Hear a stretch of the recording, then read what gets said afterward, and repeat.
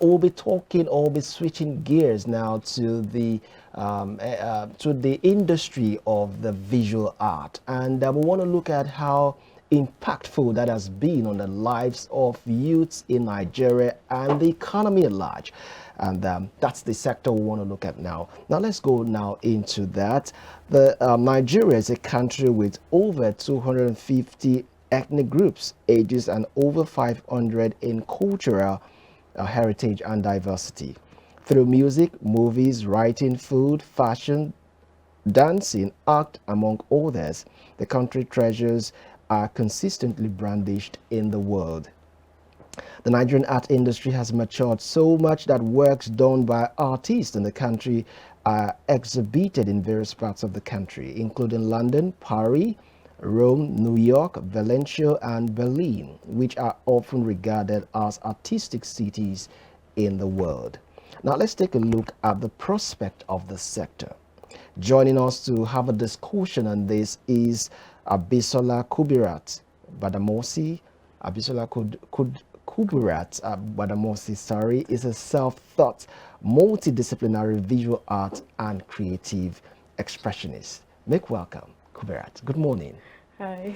How are you doing? I'm doing good. How Good are to you? see you in our studios live. Thank you for having me. All right. So we'll be talking with you, myself and my colleague. Her name is Uchesh. We'll be explaining your industry. Hope you're good. Yeah, I'm good. I'm great. All right. Thank Now you. let's look at your sector to be very precise. Tell us about, first and foremost, who is Kuburat?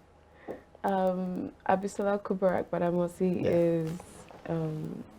is an artist, a creative expressionist, nature photographer, and lover of the art world, I guess. I'm a little nervous, I'll be honest, but yeah, that's who I am fundamentally. All right. So you're into visual art. Yes. Tell us about this sector. What's your perspective about it? Let's start from there. Art in general has no correct definition, the same way there's no like right or wrong way of creating or expressing yourself.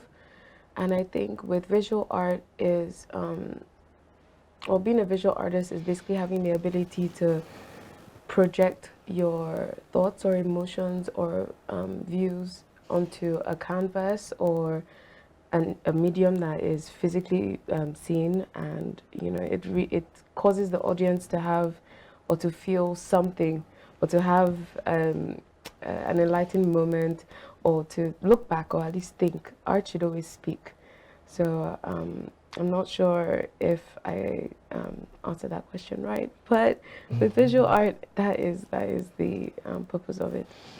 All right, there's been a lot of conversations around art and, Nigeria at large. We're actually very expressive people. Yeah. I mean, from the goldsmiths from the ironsmiths in Orca to the goldsmiths in the north to, people like you creating magic in this age and time. And, it dates back to, decades ago when we had the Festac Festival. And then there are artworks from Benin sold out, or should I say taken from us. I don't want to say stolen, and this thing It was actually stolen. but let's just say they were taken because we are at the point of repatriating them, right? Yeah. So I choose to say taken. For the best of words. Yes, for the best of words. But that's like way back. How would you say that we've revolutionized in the art world from where we started, or, the much about history and how it's been in the past to how it is now? What's the difference? The art world is very much different. I think back then, a lot of artists, especially Black artists, or African artists, we didn't have that much of a platform to express ourselves.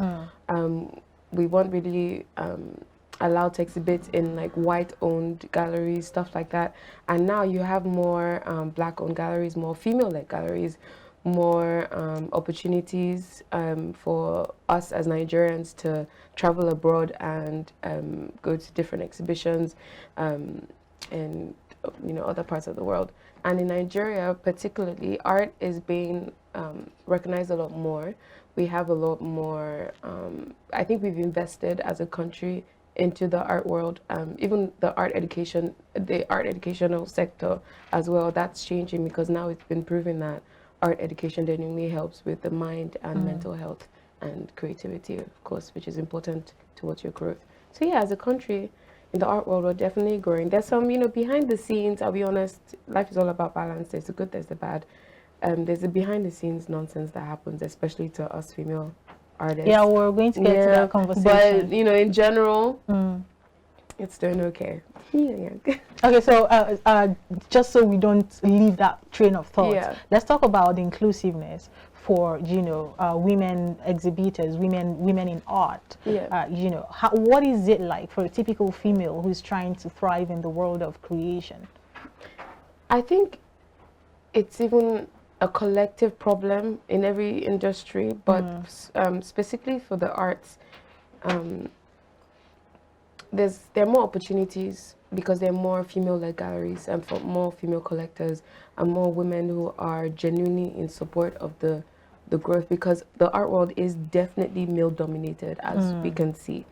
One of the personal struggles I would say that I have dealt with is having my image being more of a forefront than the artwork itself, or having my artwork almost be dehumanized because it's not it doesn't have the African qualities, so that your typical appeal. African art that you would see. Yeah. So I guess people are a little bit more harsher, or maybe more harsh on excuse my French, on females, female artists. And like I said, there are a lot of behind the scenes things that happen, and I feel like I shouldn't really discuss on TV. Yeah, I get it. Because some of it is not my story and some of it is mine.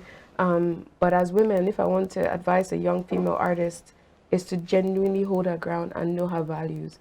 As long as you know your values and where you stand, no one can shake you, especially in Nigeria.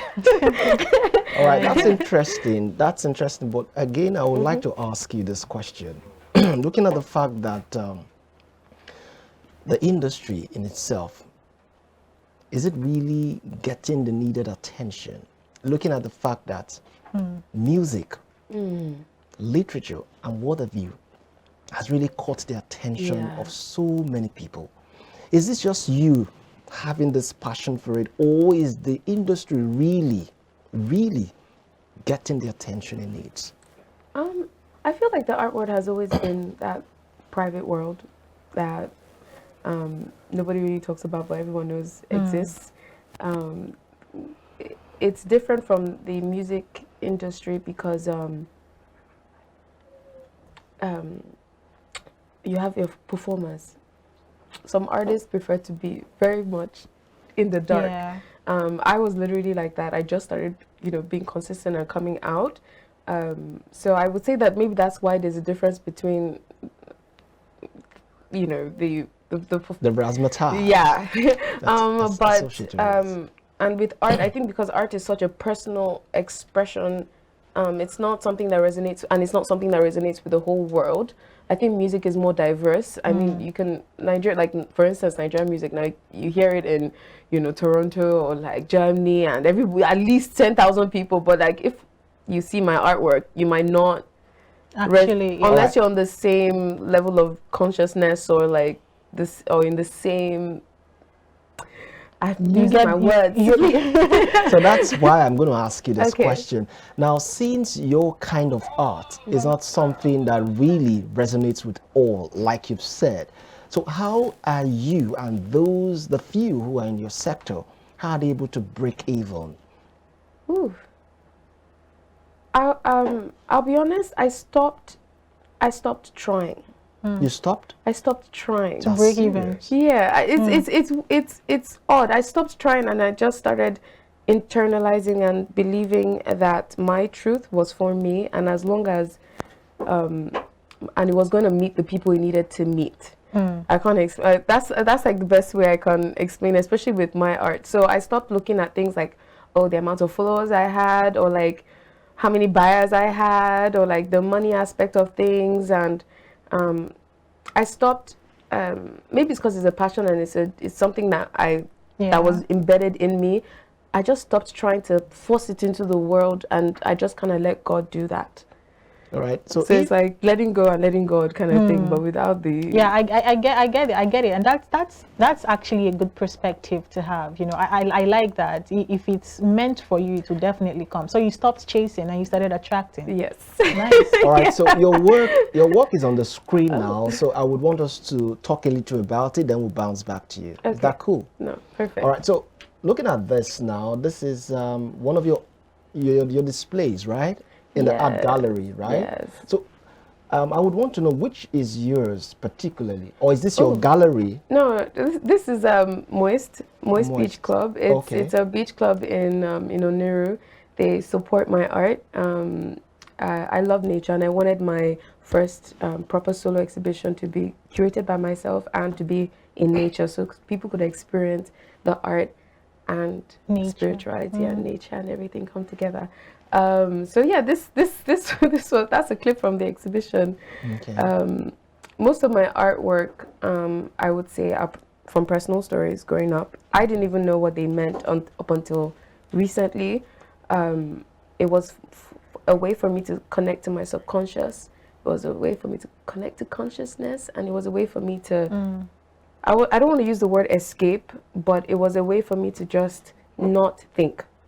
All the thoughts and voices that that happen, that we sometimes when we're sitting down, we can thinking about the lights that we don't have at home or something like that, so it was just a way to just direct my focus. And I guess I had an exhibition in 2016 at Brick Lane Gallery. I remember I was moving back to Nigeria, and that was a really tough decision for me because I was about to be separated from my brother, and I went on this crazy fast. I was a Muslim. I was born a Muslim, and then I became an atheist and became a Christian, and now I don't resonate with any Of that. Yeah. Sorry. I'm so sorry. You actually preempted our next question. Yeah, let's get into that. Yeah, because that's literally how the journey started. Oh, good. You read my mind, because while we were talking just a while ago, you mentioned how that you try to express a lot of things that had happened growing up. Let's talk about growing up. What part of the events that happened while growing up? There is this, I don't know what to call it, cruise, but there's this talk on the streets that an average Nigerian needs therapy because the things we go through growing up is crazy. But let's talk about that. We all need what are the events, growing up that inform your art, and how you, try to express them via your art? Yeah. I think in the beginning, my mom couldn't really afford toys. So she would get me like plasticine and like all these found objects, and then she would draw them out, and we would kind of just play. Even my doll houses, everything, I kind of made them. To me, it was a way to just play. To her, she was giving me like an outlet. And then she passed when I was 10. And then my dad passed when I was 17. Wow. And that was the point I became an atheist. And then in between that, life just kept on happening. Growing up, majority of my childhood, I don't know, maybe it's trauma. I don't remember a lot of it. Thank God for that. But I am in the healing phase of things, if that makes sense. And then I'm really sorry. Sometimes it's a little hard to talk about it. It's okay for you. No, it's okay. I actually feel like I need to talk about it because it's a story that I think would help a lot of people. So go ahead and share it with us. Being an orphan can be very lonely. Yeah. And we shy away from loneliness a lot. Now I embrace it because I find God in solitude. And I think that's why I create in solitude, because that's my way of connecting to God. So my experiences have definitely jolted my spiritual journey, which I think kind of like projected into my art. And now I'm just creating, and I'm hoping, I won't say hoping, but like if somebody feels something or they see something, maybe they won't feel alone. Because loneliness is something I was going to say, is we Nigerians, we deal with a lot. We don't share our problems. We don't share our emotions. We think that somebody's out there to kind of like get us, which is fair, This is Nigeria, to be honest. But I feel like if every single one of us be open up a little bit. I mean, more honest. Yeah, be more honest and transparent. Like, you know, I'm on my way. I'll be 10 minutes away. No, you're 30 minutes away. At least be honest from that. Yeah. I think the whole world will kind of catch up and everything. So, yeah. All right. So we really feel your plight. You know, we really so sorry for what has actually happened, you know, during your growing up time. And I would like to ask, how were you able to deal with not having a parent vis-a-vis your newly found career for yourself?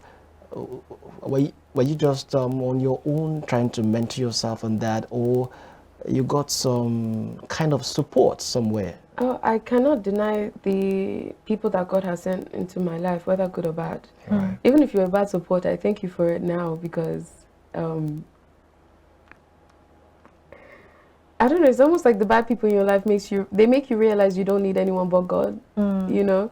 And I have a great support system that works for me.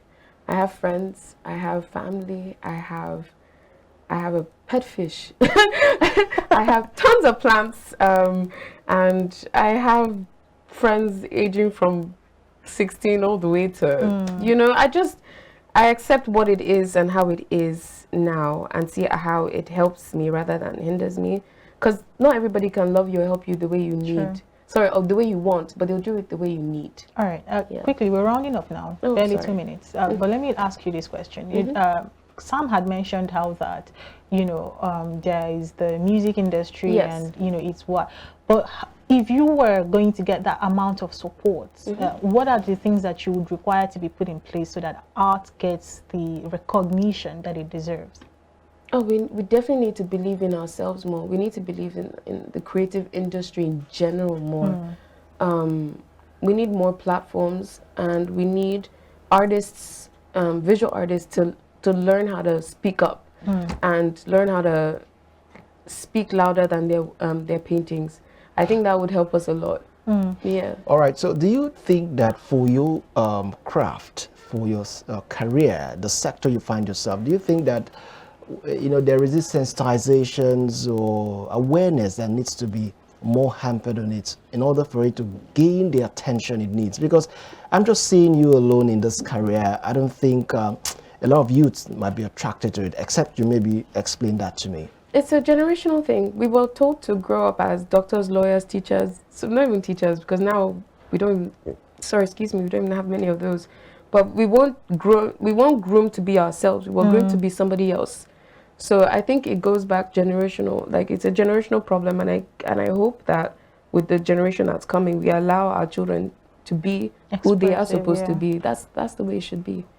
Now we have so many doctors, lawyers, and they're taking us. The same way they took our arts, they're taking us. So it's fine. So yeah, I don't know if I answered properly. Yeah, you're right on course. So how much does it think, or do you think one can really put into this career to really make it, you know, worthwhile? I wake up every day at 5 o'clock, including Sundays, to make it worthwhile, to make it work for me. So I guess discipline, if anything, and trusting your path. I won't even say trusting God, because in case, you know, you don't believe that way, but trusting your path and trusting what you do, and just keep on doing it. All right. How much of I like to compare it with, you know, the most popular part of art that we have here in Nigeria, which is music. So you see a lot of collaborations. You see a lot of people helping a lot of people. You have the Olamide Bados and the Davidos of this world grooming people. Do you have that in visual art? How much collaborations do you see, and how much of, you know, older artists who are doing well for themselves do you see grooming young ones and trying to help them find their way? Oh, there are a lot. We have the really young contemporaries. I was part of them. That's an initiative to kind of like help and push young artists into the industry. We have Art Pantheon Gallery. They usually showcase upcoming artists, and there are so many galleries that have their own little way of supporting the youth and giving back. And also, I think art education is being recognized more in Nigerian schools. So I guess I see it in motion. It's not where we're going. It's not there yet, but we're going there, if that makes sense. All right, so let me ask you this question. It's actually in two phases, you know, because I guess we still have some more time to spend on the segment before we go. The first question I would like to ask you is, you talked about the fact that you have some of your works displayed in Oniru, right? Yeah. Are there other platforms like that whereby people who are in your sectors can just come out and display their works for them to be viewed and patronized if they don't have that wherewithal to have their own structure? I mean, that platform that helps them display their work. Yeah. That's one.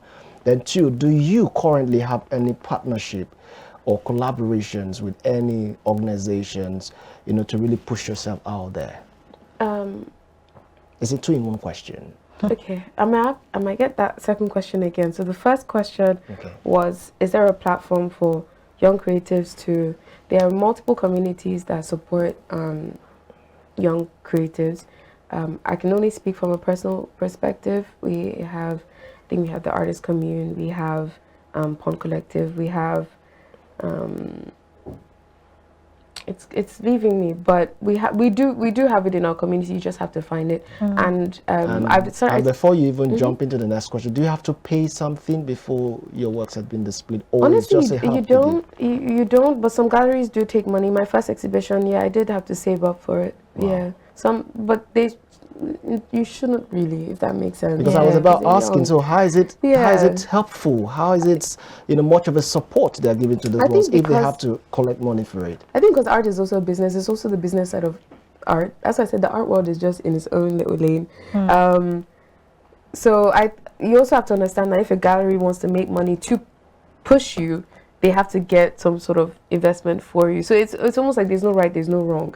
It's just, it is what it is. If it's for you, then it's for you. So you find what works for you and you hold on to it. Yeah. If you have the funds to invest in yourself, go ahead. If you don't, just keep creating. It will happen. All right, so jump into the next question I ask. What partnership, what collaborations do you have? Is there anyone? Yes, I am curating a show in Miami. It's with this platform called Ominile.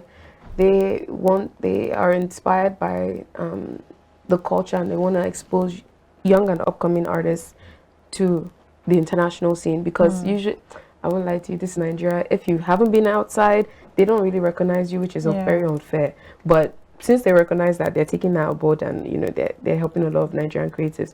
There is I have a partnership with Moist Beach Club to develop their art scene, and I have we're even working on this. I have a partnership with Art Room as well. They are a paint and sip company. I have a partnership with Fresco. Wow. Sorry, even me, I was like, wow. I have a partnership with Fresco. They've just released my first set of prints. I have a new partnership with that's if I can go in. Yeah, but basically there are a lot of things going on. Oh, that's all right, so we're really pressed for time. Your last word now is what advice do you think the government, you know, can do for you guys to help you guys be more pronounced out there? First of all, I wanted to answer that within 30 seconds so that 30 we can seconds. wrap up. Okay, first of all, we need funding. Second of all, we need to protect the art. Very important. Third, we need to give back to the school. The art educational system in the schools are flawed, especially in our state universities. Yeah, we just need you guys to actually believe in the Nigerian youths and the creators, because we are the future. We're the ones that will design the government that you are. I get it. Yeah, we understand. It's fine. Well, we've heard you well. Thank you. Thank you very much for coming, Abisola, Kuburat. AKG is fine. Okay, AKG, right? Fine, yeah. That's good. So thank you very much for coming, for sharing your thoughts with us on your sector, and we hope to bring you here some other time to talk more about this. Thank you for having me. I appreciate it. All right, so we'll be switching gears now, gentlemen. So more.